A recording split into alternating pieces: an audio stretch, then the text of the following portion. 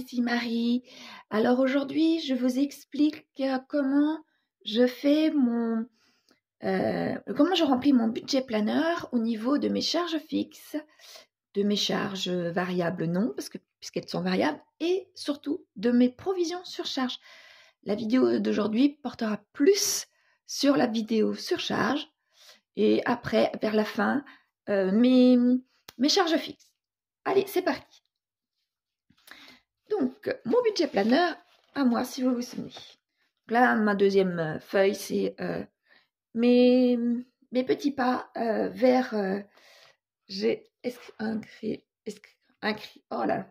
écrit à la fin Enjoy, puisque toutes mes étapes ont été faites au niveau sérénité de mon budget.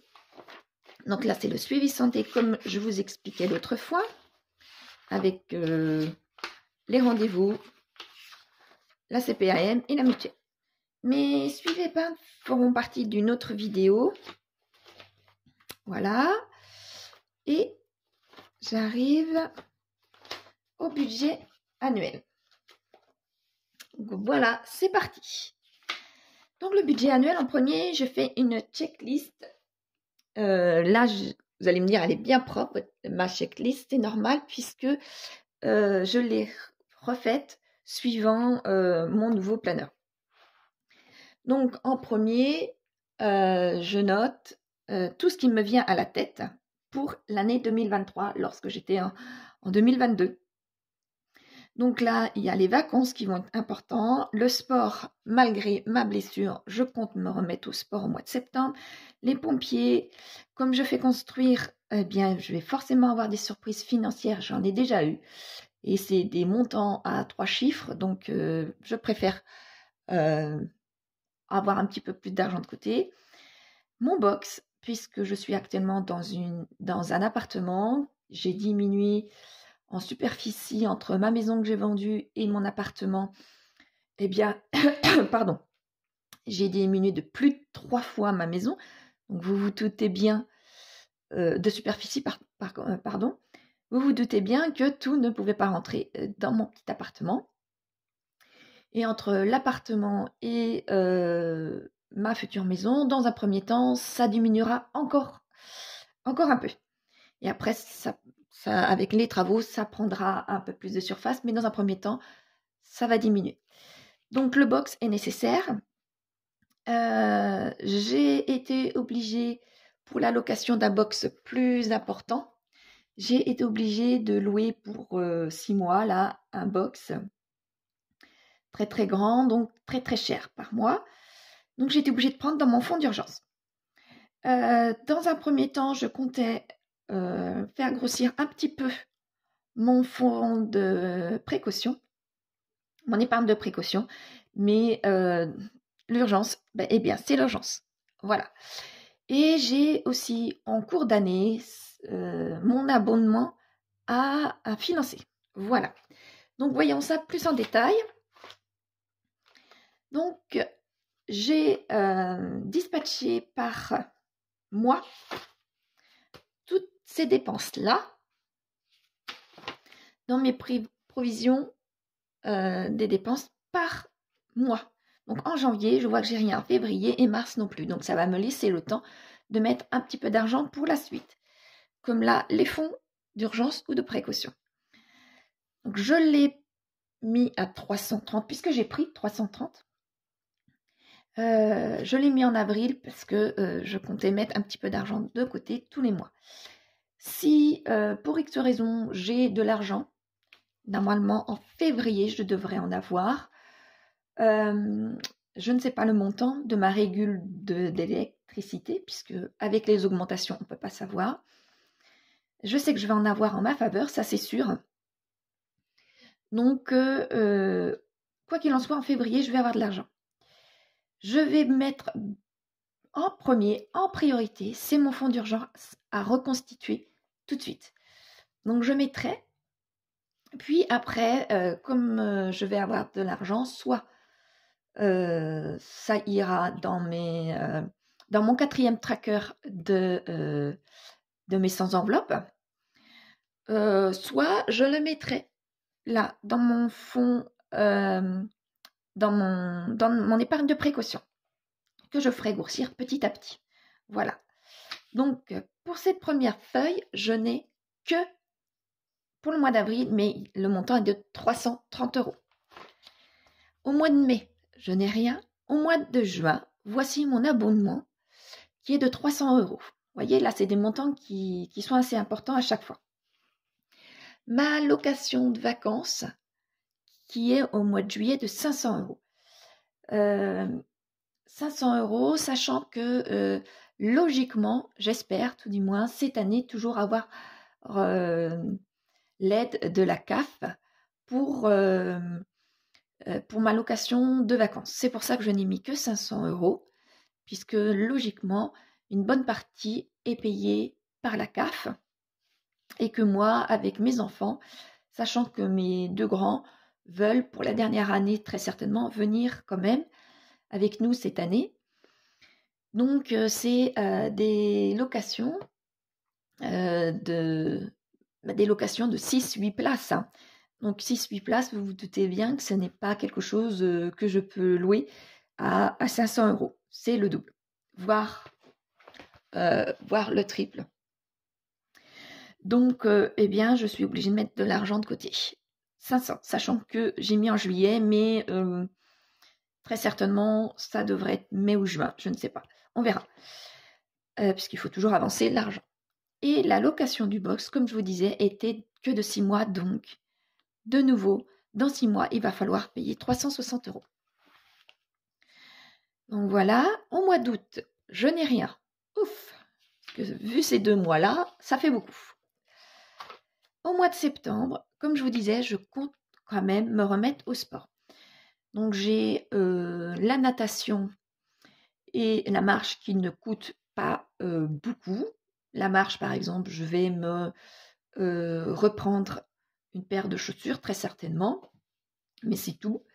Quant à la natation, un maillot de bain, puisque je n'ai vraiment plus de maillot de bain potable, mais le gros montant ira dans mon self-défense. Et eh bien, au niveau chaussures, pas besoin, et au niveau vêtements, eh bien, j'aurai ce qu'il faut. Je vais faire des examens courant mois, enfin, je vais aller voir mon médecin traitant là dans quelques jours d'ailleurs, pour pouvoir faire des examens pour savoir si je n'ai pas un problème au niveau de mes os. Et qu'il serait peut-être la cause de mon os cassé.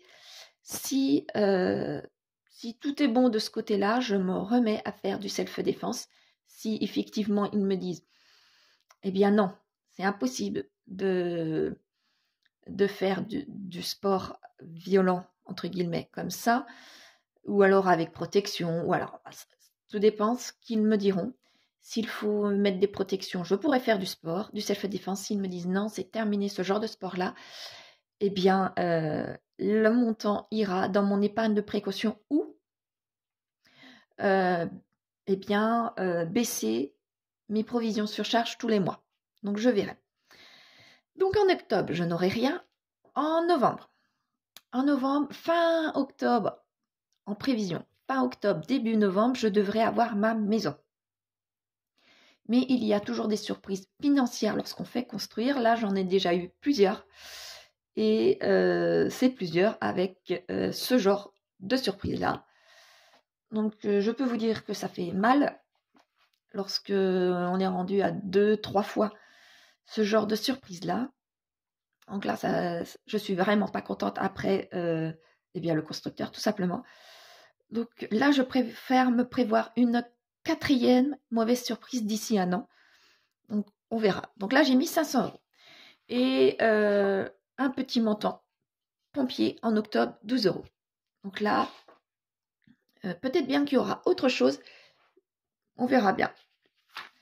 Donc, par mois, ça me fait janvier, février, mars. Mes provisions mensuelles, pour être plus clair, juste un tableau et les montants.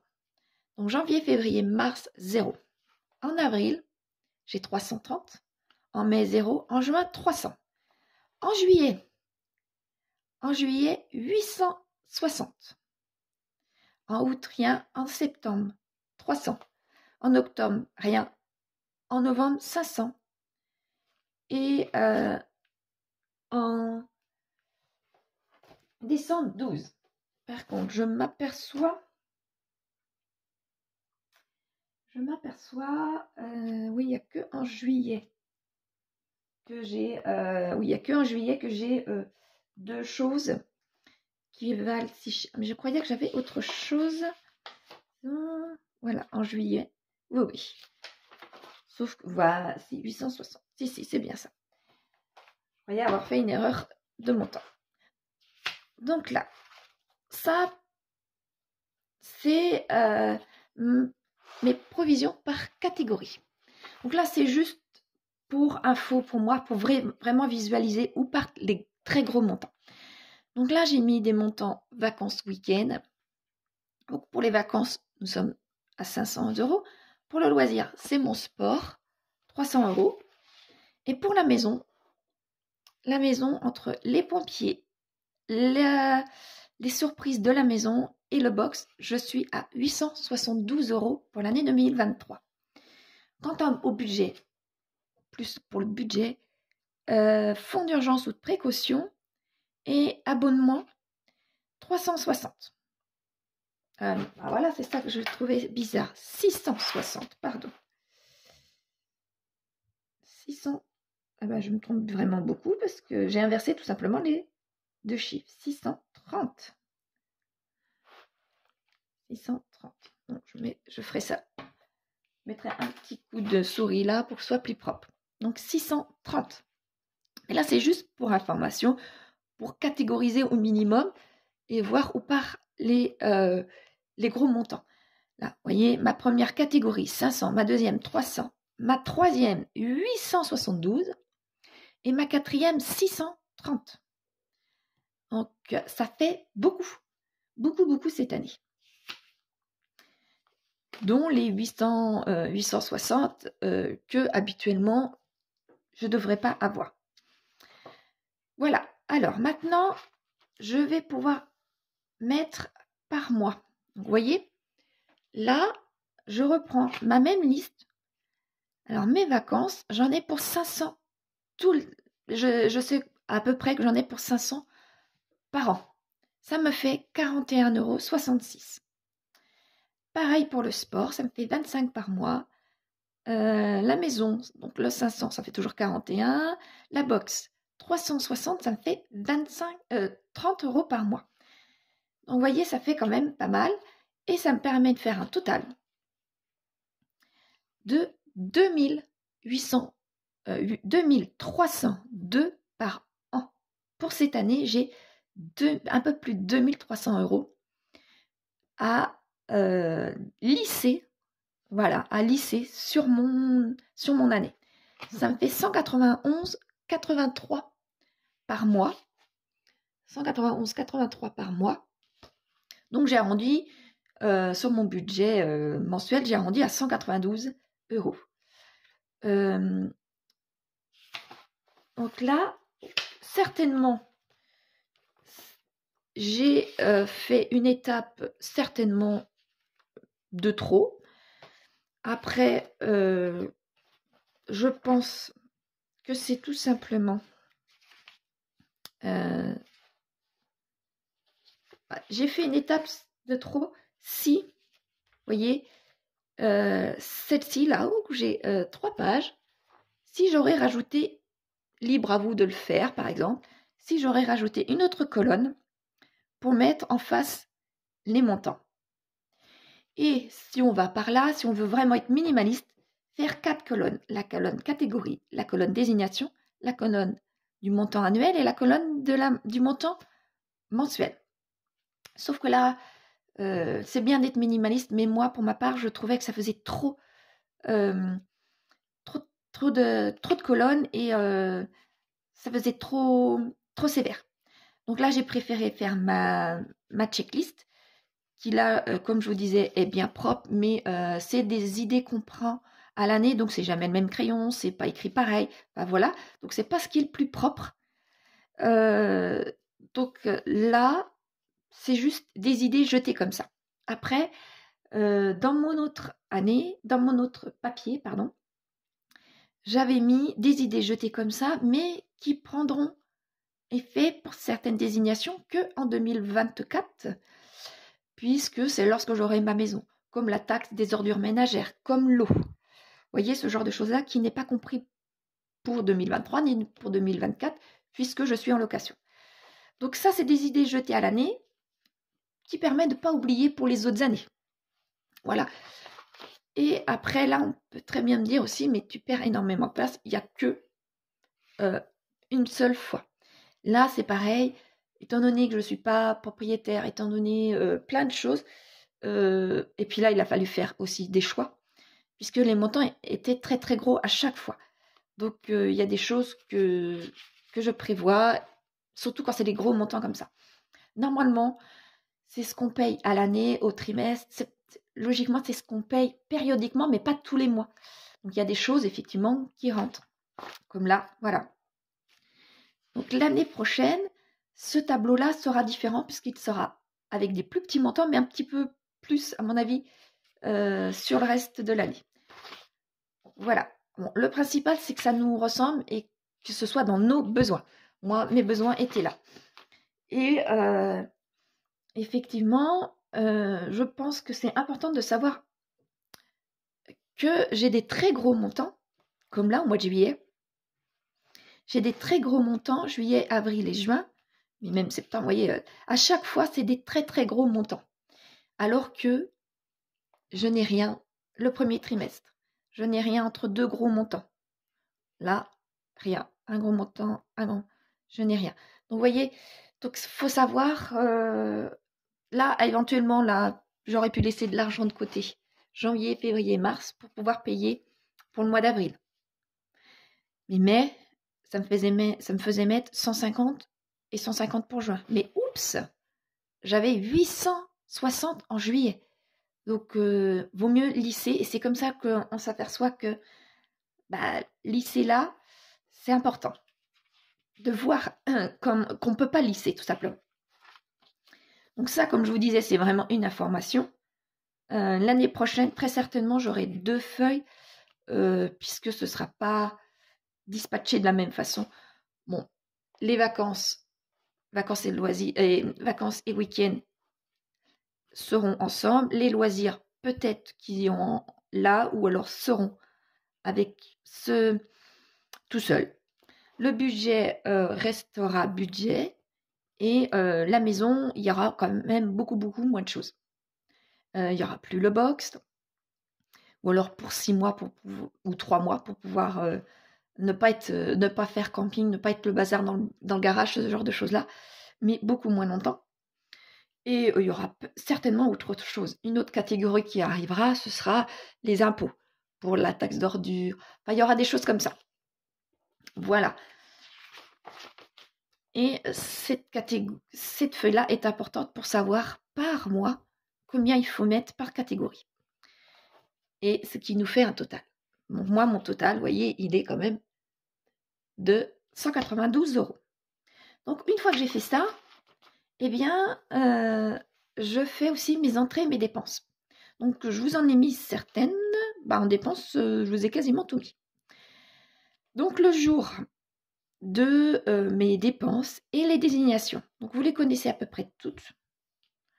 Là, je vais prendre les assurances voiture, 38,77, assurance habitation, 16,26, assurance vélo, 12,12. Donc, quand je fais, moi, mon budget mensuel, je mets assurance. C'est la totalité, tout simplement.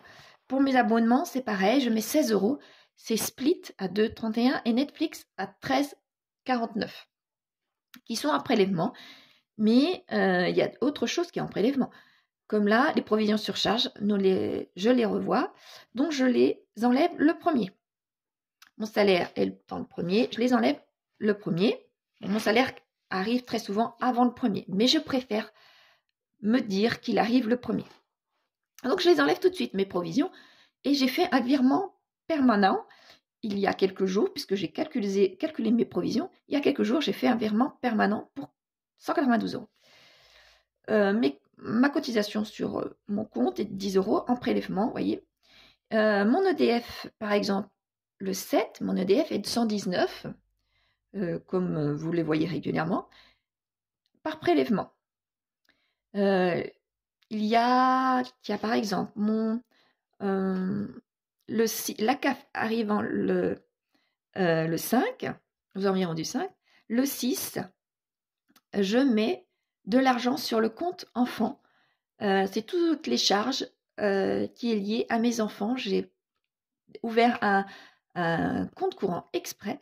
Donc, j'ai mis cette somme en virement permanent le 6. Voyez? Et donc, du coup, tout ça m'aide à faire... Pardon, excusez-moi. À faire mon budget mensuel. Donc, j'ai une deuxième page. Là, j'ai eu de la chance. Pile poil, j'arrivais à la fin de ma page. Mais j'aurais peut-être des oublis. Comme là, je pense que je vais mettre tout simplement mon 13e mois dedans. Et je vais mettre le mois là. Ce sera plus le mois pour ce qui rentre ou ce qui sort d'ailleurs. Voilà. Et tout ça, tout ce que je vous ai fait voir, y compris les provisions sur charge, m'aide à remplir mon budget mensuel. Mon budget mensuel qui est ici. Si vous vous souvenez, j'ai rempli avec vous mon budget mensuel du mois de janvier. Voilà. Là, c'est les colis. Enfin, là, c'est les épargnes. Et donc là, je vais vous mettre ça comme ça. Donc là, vous voyez, c'est ce qu'il y a habituellement. Les provisions sur charge sont bien là, 192 €. Voilà. Alors, une autre petite particularité que j'ai ajoutée, c'est ma checklist pour 2024. Je ferai la même chose. Rajouter au fur et à mesure que je pense dans l'année. Ma particularité, c'est le suivi CAF. Depuis plusieurs mois,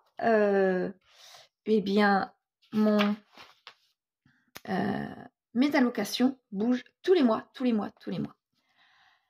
Tout simplement puisque celles qui me suivent savent que j'ai fait à partir d'il y a quelques mois, là, du mois d'août, le partage des allocations avec le papa des enfants. J'avais prévenu plusieurs mois à l'avance pour qu'il soit tranquille et qu'il soit à l'aise. Bon, il m'a fait un petit coup et a été voir sa caisse dès le lendemain. Moi, ma CAF continuait à me virer. Et j'ai été 3 mois et lorsque j'ai appelé la CAF, n'avait pas été au courant. Donc, finalement, j'ai été 4 mois. 4-5 mois comme ça à avoir la totalité et il a fallu que je rembourse la totalité de ce que il me virait et qu'il ne fallait pas. Donc tous les mois là je donne de l'argent. Donc entre ça, la prime d'activité automatiquement a bougé aussi puisque c'était pas les bons montants que je recevais. Donc ils m'ont mis une retenue forcément. Tous les mois il a fallu que je donne plusieurs centaines d'euros. Et le dernier mois, là, ce mois de janvier, je pensais que j'avais terminé. Et non, j'ai plus que 500 € à donner à la CAF. Et j'avais complètement oublié. Donc, dans mon budget mensuel, il a fallu que je le retravaille. Tout simplement. Et l'APL, eh bien, me change tous les mois aussi. Il m'en enlève un petit peu tous les mois. Donc, ça me fait bouger mon loyer. Quant aux allocations ici, ça me les fait bouger aussi au niveau de mes rentrées. Là, c'est au niveau de mes rentrées et là, c'est au niveau de mes sorties qui bougent.